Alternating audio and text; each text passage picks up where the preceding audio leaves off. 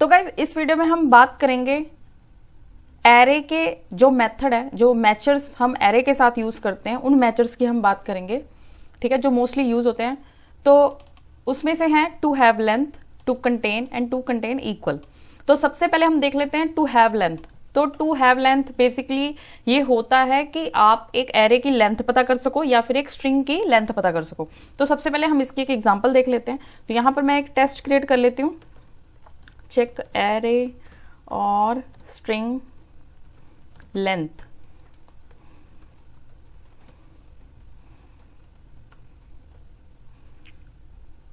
Late एर, मैंने यहाँ पर एक एरे ले लिया और एरे में मैंने कुछ नेम पास कर दिए, कोमल, संगीता, करण, ठीक है। और यहाँ पर मैंने लिया expect array dot length, sorry not length, dot to have length, ठीक है।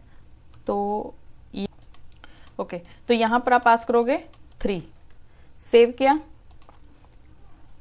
सॉरी यहाँ पर आप पास करोगे 3, सेव करो। अब यहाँ पर हम अपने टेस्ट को रन करते हैं, लेट्स सी। तो देखिए हमारा जो टेस्ट है वो पास हो गया क्योंकि हमने एरे की लेंथ बिल्कुल सही पास की। अगर यही आप यहाँ पे 2 पास कर दो, ठीक है, जबकि आपके पास 3 वैल्यू है आपके एरे में और मैंने यहाँ पर 2 पास कर दिया, तो अब ये एरर दे देगा। हम फिर से इसको टेस्ट करते हैं। तो देखो इसने एरर दे दी क्योंकि जो वैल्यू है वो हमने गलत दी है, जबकि यहाँ पर 3 एलिमेंट है। अगर आप चाहो तो स्ट्रिंग की टेस्टिंग भी कर सकते हो। फॉर एग्जांपल मैंने यहाँ पर लिया str और मैंने फॉर एग्जांपल अपना नेम ही ले लिया सीमा, ठीक है, और यहाँ पर लिया str, ठीक है।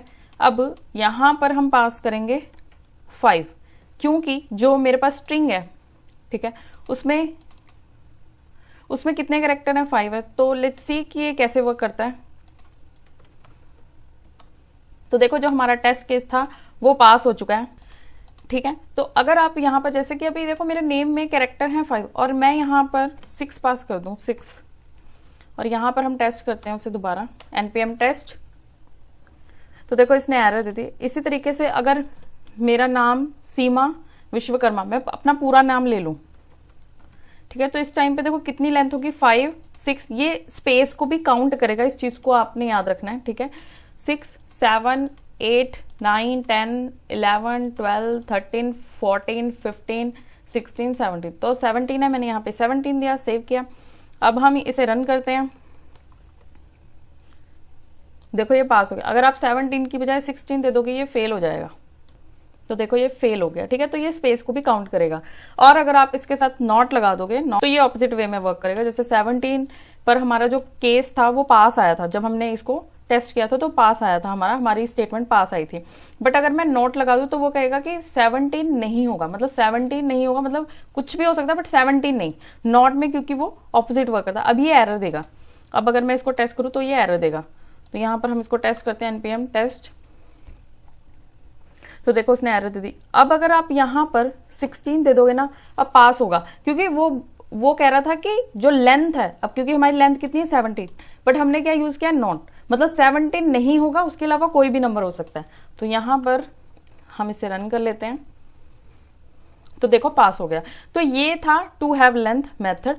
अब हम देख लेते हैं टू कंटेन, जो कि एरे के लिए यूज होता है, जिसमें हम चेक करेंगे कि एक बेसिकली ये इसलिए यूज होता है कि जैसे आपके पास एक एरे है, क्या उस एरे में पर्टिकुलर डेटा है जो आप चेक कर रहे हो, बस इतना ही कंसेप्ट है इसमें। तो फॉर एग्जांपल मैंने एक एरे ले लिया और मैं फ्रूट्स का एरे ले लेती हूँ। जैसे मैंने यहाँ पर ले लिया ग्रेप्स, मैंने यहाँ पर ले लिया पीच,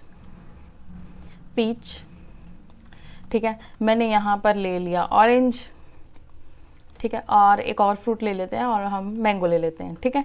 अब यहाँ पर मैंने यहाँ पर स्ट्रिंग को एरे कर दिया, ठीक है, और हम टेस्ट कर रहे हैं टू कंटेन, तो यहाँ पर चेंज कर दिया। यहाँ पर मैंने एरे पास किया, एरे, और यहाँ पर हम लेंगे टू कंटेन, ठीक है। अब देखो मेरे पास जो एरे है उसमें मेरे पास 4 एलिमेंट्स हैं, ठीक है। अब जो टू कंटेन होता है वो क्या करता है, वो बेसिकली चेक करता है कि जो वैल्यू आप यहाँ पर पास कर रहे हो क्या वो एरे में एग्जिस्ट करती है। जैसे मैंने यहाँ पर ऑरेंज पास कर दिया, ठीक है, अब ये पास होगा टेस्ट क्योंकि ऑरेंज एरे में है ऑलरेडी। तो यहाँ पर हमने रन किया टेस्ट, तो देखो ये पास हो गया। अगर आप ऑरेंज की बजाय आप ऐसा फ्रूट फाइंड आउट करो जो है ही नहीं, जैसे फॉर एग्जांपल मैं एप्पल फाइंड आउट करती हूँ कि एप्पल इसमें है या फिर नहीं, सेव किया। अब क्योंकि एप्पल देखो इसमें नहीं है तो ये केस जो है वो फेल हो जाएगा। तो देखो ये फेल हो गया क्योंकि एप्पल नहीं है। तो इसके साथ ही देखिए टू कंटेन भी हमने कवर कर लिया। अब हम बात करेंगे to contain equal. To contain equal क्या होता है, ये थोड़ा सा कॉम्प्लिकेटेड है, ठीक है, तो इसको थोड़ा ध्यान से समझना। वैसे जरूरी नहीं है कि आप इसको यूज करो, बट हाँ आपको पता होना चाहिए, कई बार जरूरत पड़ती है इस मेथड की भी। तो यहाँ पर देखिए उन्होंने क्या बताया टू कंटेन इक्वल के बारे में। When you want to check that an item with a specific structure and value is contained in array. जब आप चेक करना चाहते हो कि जो आइटम है वो एक स्पेसिफिक स्ट्रक्चर के साथ है और वैल्यू जो है वो एरे में अवेलेबल है, ठीक है, उस सिचुएशन में आप टू कंटेन इक्वल को यूज करोगे। अब for testing the item in array this matcher recursively check the equality of all fields rather than checking for object identity. अब ये क्या इक्वालिटी चेक करेगा सभी फील्ड की, सभी फील्ड क्या अवेलेबल है, rather than checking the object identity, rather than ये चेक करने के कि वो ऑब्जेक्ट जो है, जो आपके पास डेटा है, क्या वो दूसरे ऑब्जेक्ट के इक्वल है। ये आपको थोड़ा कॉम्प्लिकेटेड लग रहा होगा, बस बेसिकली आप इतना समझो कि ये मतलब सिमिलर टाइप का स्ट्रक्चर नहीं देखेगा, ये सिमिलर टाइप की वैल्यू देखेगा।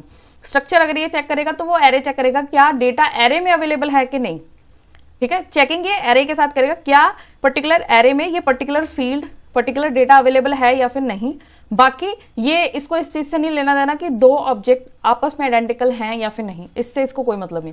तो इसके एक एग्जांपल देख लेते हैं। यहां पर मैं एक ऑब्जेक्ट ले लेती हूँ, लेट ओबीजे, ठीक है। ऑब्जेक्ट में मैंने ले लिया जैसे जूस, जूस, स्वीट, ओके, और मैंने ले लिया सूप, सॉल्टी, सॉल्टी, ठीक है। तो यहां पर अब मुझे ये चीज टेस्ट करनी है और फॉर एग्जांपल यहां पर जो डेटा मुझे चेक करना है वो भी कुछ इसी तरीके का है, मतलब मेरा जो डेटा है वो इस तरीके का ही है जो मैंने चेक करना है, ठीक है। अब क्योंकि मुझे ओबीजे को चेक करना, अब देखो अगर तो आपको दो ऑब्जेक्ट ही चेक करने थे तो हम टू कंटेन इक्वल को क्यों यूज करेंगे, हमारे पास इक्वल टू भी है जो हमने अपनी पिछली वीडियो में डिस्कस किया, जो कि ये चेक करता है कि दो ऑब्जेक्ट इक्वल है या फिर नहीं। बट इसे यूज करने में ना एक ट्विस्ट है, ये जो है ना ये चेक करेगा कि यहाँ पर जो वैल्यू आ रही है क्या वो एरे के बीच में अवेलेबल है, मतलब क्या वो एरे के साथ रैप हुई पड़ी है या फिर नहीं, उसको रैप किया गया है एरे के साथ या फिर नहीं, पहली चीज। तो यहाँ पर इसको एरे में रैप कर दो,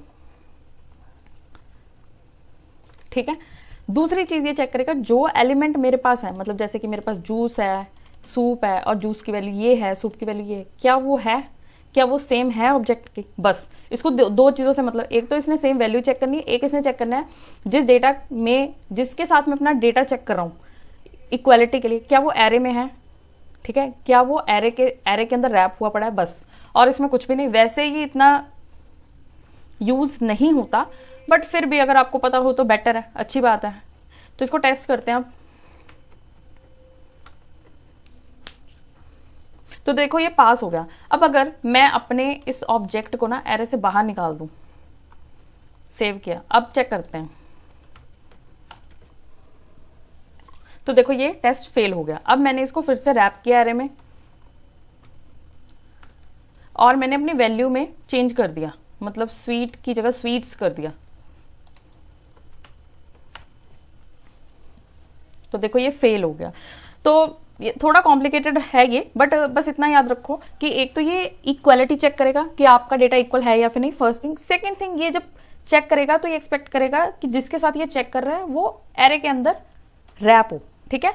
बस यही था इस मेथड के बारे में और मिलते हैं आप नेक्स्ट वीडियो में।